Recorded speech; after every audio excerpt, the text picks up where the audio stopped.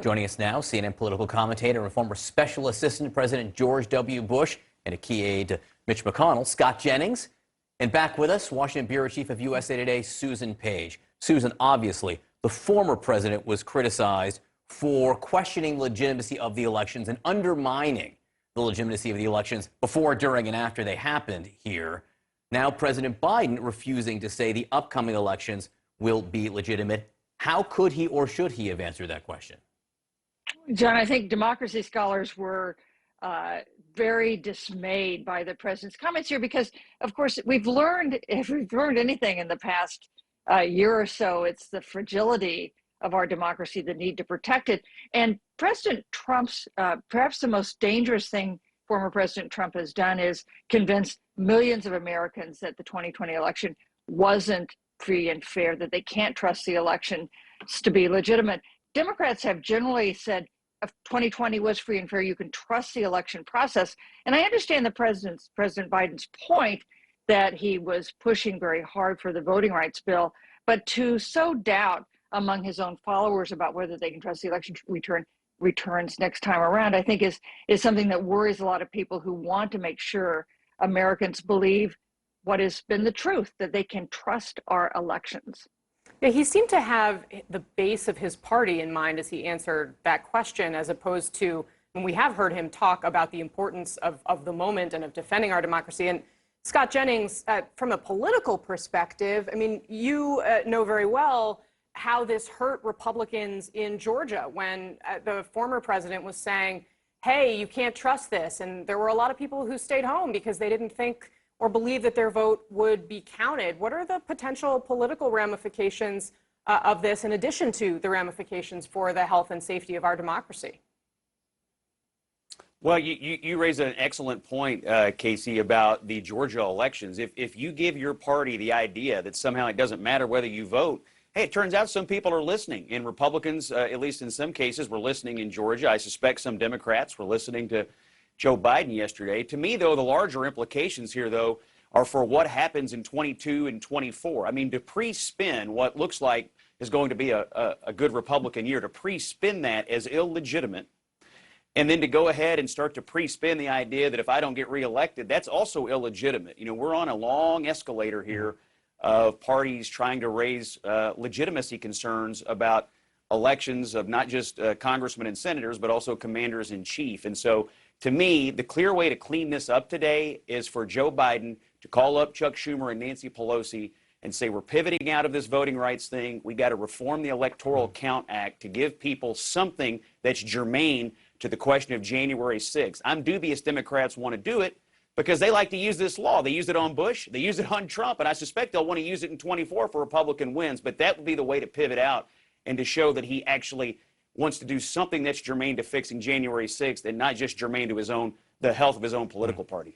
So to be fair, Scott, he didn't specifically say if I don't win that it's illegitimate, which is something. He said it all depends. He said it all depends. Right. He said it all depends. I understand. That was the answer. That's not a good answer. I know, which leads me to my next question, though, Scott, which is this, which is you well know that there are candidates running for office who will control election apparati, if that's the plural, in states like Arizona and other places, who are running on a lie, right? You have candidates who are literally running on the idea that 2020 was illegitimate.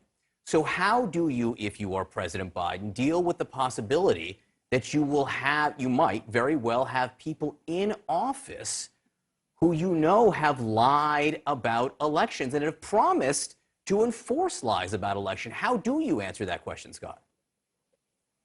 The diffused nature of our elections is what protects our elections. You have boards of elections, county clerks, secretaries of state. And I know you're making predictions about what might happen in this election. I don't know if that's going to happen or not. And as you know, I don't agree with the idea of casting doubt about the legitimacy of our elections. But the diffused nature of our elections is what protects the sanctity of our elections. And so if I were Joe Biden, I would absolutely cast absolute confidence in the legitimacy of the way we do it and not tell people that if you don't do it my way, A, elections are illegitimate, and B, you might be a racist, because that's basically been his message for the last 2 weeks. So I hear you on the Republicans. You know where I am on that. But you cannot add fuel to that fire on the other side of the equation and keep us on this long escalator of delegitimizing our democracy. Scott, while we have you here, can I ask you about the ways in which Mitch McConnell was raised during the press conference yesterday? I mean, President Biden continued to say that they are friends. He also said he was surprised by just how intransigent Republicans have been, which, you know, a lot of liberal observers are looking at what your former boss, I suppose, and confidant has done for the last several years, and said, why on earth were you surprised that Mitch McConnell didn't want to go along with this? Well, first of all, it's not true. I mean, the biggest accomplishment Joe Biden has, in my opinion, is the bipartisan infrastructure bill, which was delivered unto him by a bipartisan group that included Mitch McConnell in the United States Senate. Now, Biden can't really tout that right now because the progressives in his party don't really like it. He's beholden to them. They don't love it because they didn't get the rest of Bill back better. But his principal accomplishment was thanks to McConnell, Romney, and a bipartisan group, Portman, and a bipartisan group in the Senate. So it's just not true that there is complete intransigence. Why would he be surprised that Republicans don't want to enact his partisan agenda? Why would a Republican be surprised if a Democrat doesn't want to enact their agenda? I thought that answer was completely ridiculous. If he wants to do things that have bipartisan support, he should do that, like reform the Electoral Count Act, like the infrastructure bill. But it seems to me right now, the reason Republicans are being supposedly intransigent is because he's going after an agenda that's just not supported in a closely divided government. I am interested to see what happens with the Electoral Count Act. I think that's going to be an interesting fight to follow coming up in Congress. Susan Page, Scott Jennings, thank you both very much. So just days after